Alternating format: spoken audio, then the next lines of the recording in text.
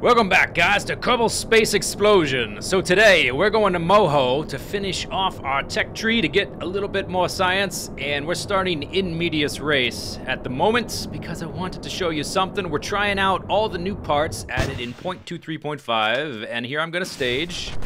And there are, if you haven't figured it out, there are some problems with the new parts, specifically the giant decouplers that fit the new diameter fuel tanks and engines. The new decouplers have some bugs associated with them, which basically makes them unusable in anything more complicated than a single vertical tank.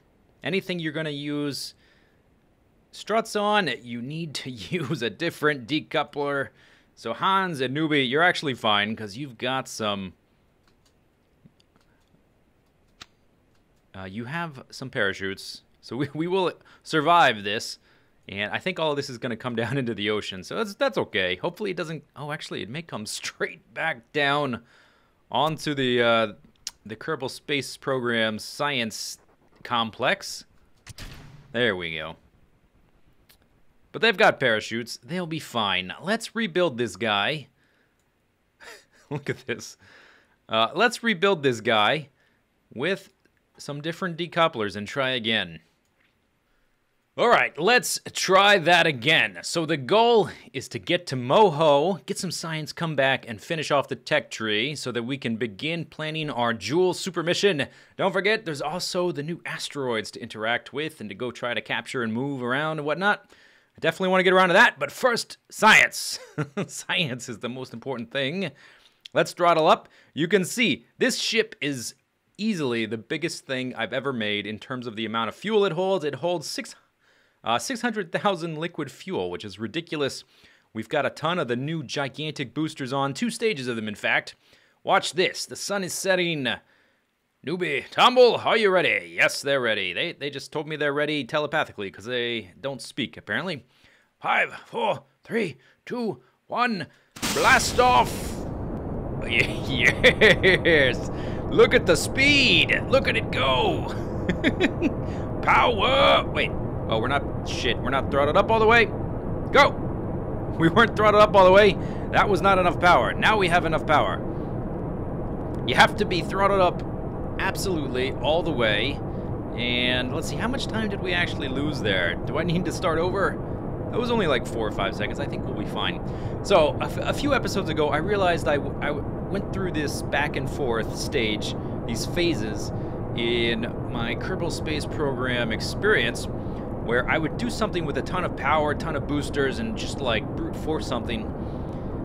And then I'd be like, man, this thing isn't very efficient, doesn't work very well. And then the next time I would design a ship, I would try to design something more efficient, but it would have like these slow-ass nuclear engine rockets on it. The burns would take like 10 minutes. I'd have to edit so much stuff out just because everything would take so long.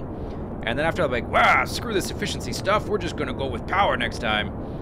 And so I kind of go back and forth between power and efficiency. And if you can't tell, this is the power stage. This is, well, the first stage is, yeah, this is the power stage. There's nothing efficient about this rocket. We're using the new parts, the new super duper boosters. Actually, these are not quote-unquote the Super Duper Boosters that I named Super Duper Booster in a previous video. SRBKD25K, very imaginative name for these boosters.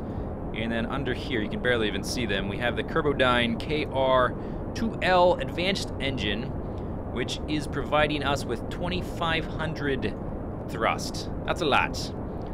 For reference, the mainsail engines, which previously were the most powerful, only do 1,600. There's one that's even more powerful that does 3,200, which we will get into in a future episode. I wanted to save something for last. Now, in addition to all that, there are no landing legs on this thing. This is a lander for Moho. When I got back from PAX Prime, which we went to, me and several of the other Mindcrackers and some other friends we know in the Twitch and YouTube community, we are still only going 36 meters per second. This is going to take forever. I swear, once we, this will speed up, don't worry. We're gonna have some real power eventually. And actually, let me scroll up. Not that. Let me scroll up to this list. I want to keep an eye on the fuel levels of these boosters. These new big boosters do last a long time. And if you wanted to do something efficient, you can definitely do that. I didn't want to. I just wanted to brute force something and see what I could do by just stacking as many engines as possible, as many fuel tanks. What was I saying? Oh, we went to PAX, and when I got back, I was checking through my Twitter feed, and someone sent me a picture of them landing on Minmus with a mainsail engine and no landing gear. So, like, the mainsail engine is touching directly onto the surface of Minmus. Now, I've landed on Minmus before with no landing legs, but I've never landed on Minmus with something that big. And I was like, oh, that's kind of a fun challenge. I'll try that. And I was thinking, wait, hang on a second. I got so many things to do. I'm already going to Moho. Let's just combine the two. So we're going to Moho. We're going to try to land on Moho with these Kerbodyne KR2L advanced engines that provide 2,500 thrust. We're going to try to land on Moho with only those engines and no landing legs. And hopefully the thing doesn't just explode upon impact. If it does, I do have some antenna to beam power, not beam power, but to beam the science back. We are still in this first stage. This is gonna take a while. Yeah, so I just keep talking, I guess. So actually, you know what we could do? Let's hit the time warp acceleration, and I will just. Oh, that was a bad idea. That was a bad idea. That was a bad idea. The Kraken is struck. Why did I do that? Why did I do that? Oh, the Kraken, you wily, wily dude. I wonder, could we, let's throttle down. I was about to say, can we salvage this? Let's wait for things to finish exploding. Oh, look, we still have that central stage. I bet we can. Let's stage. Stage. Stage. Stage. Stage. Get in there. Yes? Ha-ha! Success! Success! We still have a... Oh, man, there's debris everywhere. It's all hitting the launch pad. Wow. This thing works. Let's just see how fast we can go. And then basically what I'll do next, I think we'll try that again. I'm not going to use the Kraken, and I will start filming once we get rid of that first giant stage that takes so long that'll get us out of the atmosphere, and we can start doing things a little bit more fun. There we go. We can get rid of you, and you, and there's our pod, and our parachutes. Okay, see you in a second. And let's resume. So we got through those first two booster stages successfully. If I could right-click on my tank, it would tell me, there we go, 600 liquid fuel left in each of the bottom tanks, which is still a lot. We're down to 170,000 liquid fuel out of our initial 600,000, plus the boosters with their solid fuel. We're about to stage. Cross your fingers. Now you may be wondering, hey, wait a second, you're up to 42,000 feet. You're going almost 900 meters per second. Why are you still pointed straight up? Where's your gravity turn, buddy? Well, I'll tell you. I will tell you. The answer is, we don't need no stinking gravity turn. We're brute forcing things. That's why I took off at close to sunset and stage. Yes! Power! We're going straight up. We're going straight up. We are firing retrograde to the orbit around the star, which is that way, to the left. To the left. And basically, it's going to take that first full stage to get us out of the atmosphere. You can see that took us up out of this, out of the light blue, out of the medium blue. This second stage is going to get us into an escape orbit, to escape from Kerbin's sphere of influence and to get into orbit around the star itself. And as soon as we do that, we are going to start doing some corrections to get into an encounter with Moho. Now, will we have enough fuel to actually do this? I'm not even sure. As much fuel as this thing has, it's got a stupid amount of fuel and a stupid amount of power. It's not very efficient, though. That was the point, right? So there's no efficiency here. So will we be able to land on Moho? Yeah, we definitely have enough fuel for that. Will it explode upon impact? Maybe. I don't know. We'll find out.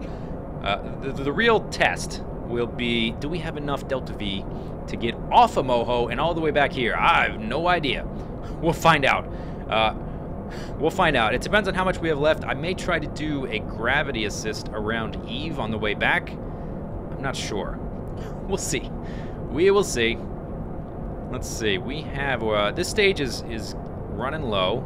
There's not a, this is like the halfway tank. And then up here on the next stage, we've got the quarter-size tank, which is still a stupid amount of fuel. Like, this thing is like half an orange tank, those little tiny things. Yeah, they're not exactly tiny. Here we are about the stage. We need about 3,000 meters per second to escape from Kerbal, and I think it's right about the end of this stage.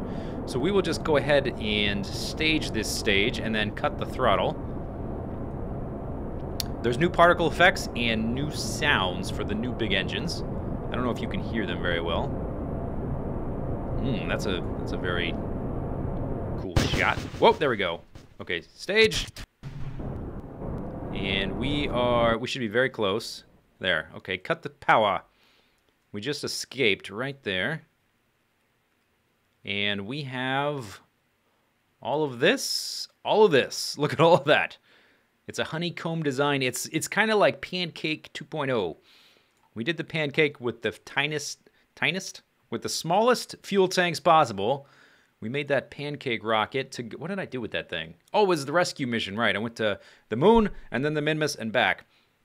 Ooh, shoot, why am I slowing down? I guess because, yeah, okay, never mind, it's fine.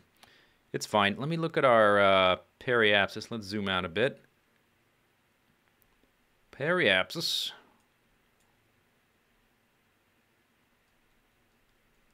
Okay, it's basically holding steady. I was just wondering if we shouldn't be affected by the atmosphere. We're not in the atmosphere. We're at 243,000 meters and climbing. It just happens to be because we're moving away from the no, we're moving towards the apoapsis, which means we're slowing down. The apoapsis is the slowest point. The periapsis is the fastest point. We have a lot of electrical charge, 8,108. We have, well, I didn't really put any monopropellant because I didn't see the use for it. For this particular ship, we still have 50,000 liquid fuel and a lot of these Kerbodyne, whoa, okay, KR2L advanced engines. Why did it do that? It usually will do that when you go into orbit or leave orbit. I guess it just acknowledged the fact that we're leaving orbit. Okay, let's do an adjustment maneuver. Let's see how far. I don't want the orange. I want... is it not going to let us? Maybe we should... Let's just time accelerate until we get into this orbit here. And that will make doing adjustments a little easier. It's a little bit more efficient if we did it now, but you can see like the little ball that's popping up for the maneuver is orange. So I'm not sure what exactly that means. If it's going to be an error, if it's like the next orbit around. So let's just go ahead and get to this point. And I forgot to do the cool time acceleration thing where you fly away from Kerbal at super speed. Whoa, okay, now stop. What was that? Oh, it's changed. I didn't mean to go through at a fast time warp. I wanted to slow down. But it's hard to go through these things at one times time acceleration because it takes so dang long. 5 minutes, 4 minutes, 3 minutes, 2 minutes. Okay, let's... yeah, it keeps recalculating. There we go. There we go. All right, let's do a quick save. We are out of the atmosphere. Which direction are we? We should be going to the right. So if I do that, that's in 4 hours. That is in 368 Kerbal days, which is a 6-hour day. All right, let's put something relatively close. In 35 minutes, that's plenty of time to mess with the controls. We're a little bit past our apoapsis, but remember, we're brute forcing things. We're not concerned so much. Oh, let's set as target. And then let's, dang it. Can I bring back up my maneuver node here? Maneuver, there we go. Managed to do it without zooming all the way back in.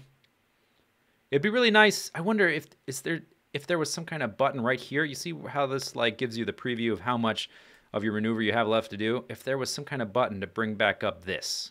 That would be nice. I really like the X here to let you cancel maneuvers now. Some kind of button to bring back up the adjustment controls here. That would be fantastic. That would be absolutely fantastic. There is our target. Oh, look at this. We're pretty close to our ascending descending node, which means we'll be able to come within a relatively decent degree of, you know, of being parallel in the same plane. And I still don't see an estimate. Let's see how okay, that's the wrong one. Let's see how much we can adjust this. No, that was the right way. 10. And they should basically draw a parallel line between us and our target 1.8. Oh, negative 1.8. Maybe that's about as far as we can go. Yeah, looks like it. Okay, fine. That's fine. Fine, that's fine. There's our target. We're still, looks like, slightly outside. Let's slow down a bit more. See if we can get some kind of interaction here. I'm still not seeing even... No, I don't want to add a maneuver. Go away. Oh, great. Let's just see. Can I click on something? Click. Click. No, it doesn't do anything. Doesn't hurt to try, though. We're all the way here. Well, let's try, I haven't seen, there we go. No, that's the ascending descending node. We need the little tick marks that show like where we are, where they are relative to each other. I think that's probably too far. Oh, right there. You see that? Blink, right there. Okay, so let me just fiddle with this a bit, and then we'll get to a maneuver and fire. We'll fire the engines. The maneuver has been set. We have 2,600 meters per second of delta V to put into effect. Ordinarily, if I tried to do a burn like this with nuclear engines, it would take me probably 10 minutes or something like that. This one, 27 seconds, no problem. We've got it in 4 minutes. It is fairly finicky, very finicky. I had to be very... Did I say finicky yet? It was very finicky. So we'll probably have to adjust it once or twice, particularly as we get closer. But 27 seconds should be no problem. That's probably about as long as this outer ring is gonna last. Let's time warp just a little bit. Let's be careful though. Let's not go too haywire. Let's not go ham. Let's got no. Why am I trying to say let's got no? Let's not go is what I'm trying to say. Let's not go ham. Go all the way down to about 15. Okay, let's go back to ×1 right now. We'll count it down. 30, 29, 28, etc. Nubian Tombo. Man, they're loving this. They're like, yes, no more nuclear engines. Hate those things. Oh, no, wait. 15. Not that far. Cut it in half. Don't do the total. Okay, we want to start the node when we're halfway to it. There we go. Estimated burn. There we go. Stay exactly on target. We want to be very precise with this. There we go. And this stage, this outer stage, does produce a lot of rotation, which I'm not so sure why that's happening. Let me scroll this down. We're about to get rid of them. Now that stage is done, there shouldn't be any more rotation. It'll take me a minute to counteract the rotation since we've already started. But for whatever reason, that particular stage causes a lot of rotation. Here we go. Boink. And let's stage. Stay on target. Chase the rabbit down the hole. There. We're down to 1.6. Check. Let's do a brief time acceleration just to halt our rotation. Okay, so... Wow, that used a lot of fuel. We may be beaming the power or the science back. Did we really just stage all those? Did I need to stage those? Were all those empty? I guess so. Man, stop rotating. Thank you. Okay, let's take a look. Okay, we didn't quite make it, but we're very close. We are quite close. Let's see, what's that say? Within 10,000 kilometers. So let's do some 100. Yeah, I don't think we're coming back from this. Although, the more stages we lose, the more efficient it gets. Or rather, let me rephrase that. Not the more efficient, but the longer the stages will last. Because each outer stage of tanks will be supplying fewer and fewer engines. See how scientific I sound when I say things like that? It's almost like, hey, do you know what you're talking about? Not really. I watch other people who do know what they're talking about, and then I mimic them. It's like a parrot, just like repeating what it's heard. And if in the right context, you may think, wow, that parrot's really smart. Nope. Okay. So at this point, we should probably be able to do a very... 40 minutes away, good. We should probably be able to do a very minute state. Yeah, see it just like that? A very minute adjustment, 1.2 meters per second difference, which I don't even know if I can do that with this ship. What's our periapsis? 7,000 meters? Is that, am I reading that right? No, that's 7 million. What happens if I tug on retrograde? That goes to 6.8. Okay, let's bring that down. Oop. Too much. See how finicky that is? Maybe we should just try to get into orbit first, and then we will... There we go. 6.8, that's good enough for me. Good enough for science. And probably what I could do is... Let's find our marker. Maka. Not the prettiest ship I've ever designed, I have to say. Not the prettiest. The idea was just to use as much fuel as possible in the least efficient configuration I could come up with. At least I did do some asparagus staging in the top pancake layer. So there's that. Okay, let's just get right here. Actually, I want to get rid of this so I can...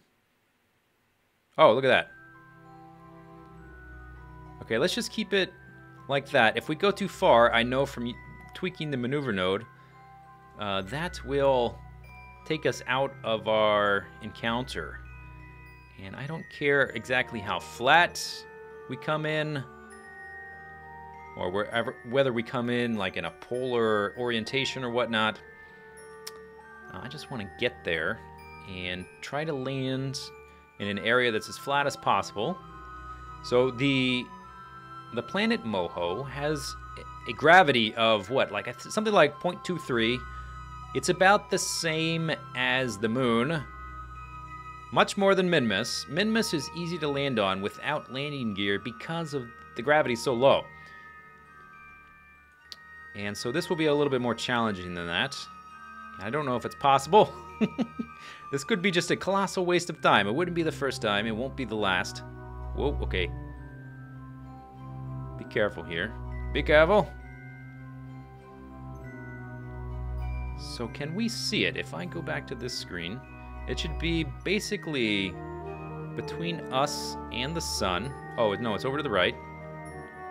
We see it yet? I don't see it. Maybe we're too far away. Maybe it's too hard to see at this range. It may be visible, I just can't pick it out from the background. Okay. And kerplump. There we go. Close. And let's get to this. All right, now let's slow down to 1 times. Take a look at... Yeah, we're coming in basically in a polar orbit. I guess I could have fixed that before we got to this point. Oh well. Let's see how long the burn will be to turn that into an orbit of some type. Pulling, pulling, pulling. Oh gosh. Yeah. This is what makes going to Moho so hard. You have to expend a lot of fuel to get there and then a lot to slow down. So to bring this down to a reasonable amount to like here. Let's go all the way down to about 100K maybe? Or 100,000, yeah, 100,000 meters, 100K, that's about right. And that's gonna take 3,000 meters per second, a burn of 32 seconds. We can definitely do that. I think we're going to lose another stage.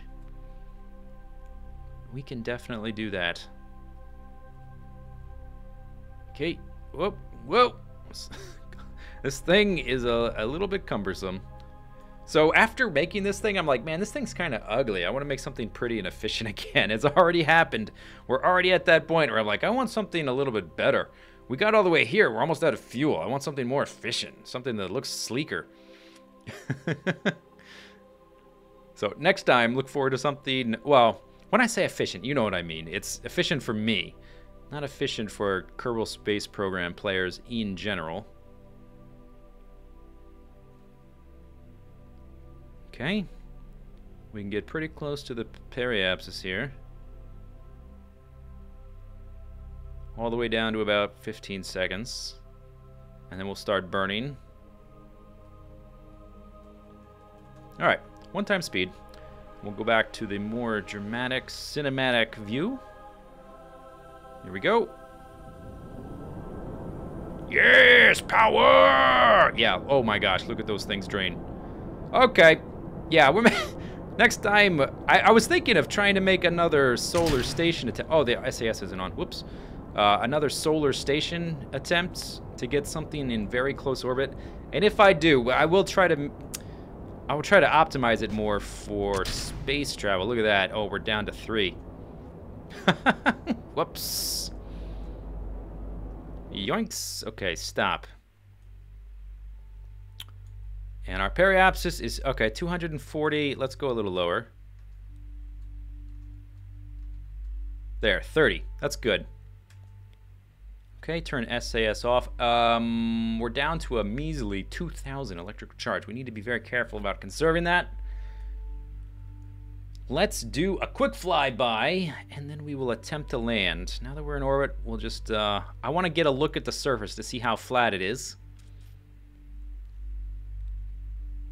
Here we come. Ready or not, Moho. Ollie, oxen free. Okay, it's got a few potholes, a few craters. Okay, now the textures are loading in. Reasonably uneven, the surface. I don't see anything approaching the flatness of the flats of Minmus. Maybe the center of this crater, something like that. Or that crater. Maybe that would be a good target to go for. I'm not sure exactly how much it rotates, but it would be nice to land in something like that. Huh. Okay, well, we've come this far. Newbie, Tombo, you... Dang it. Just when I did one successful rescue mission, we may be stranding more people. Anyway, whatever. Let's try to land this guy. And we will try to land him next time on Kerbal Space Explosion. Stay tuned. See you later. Bye-bye.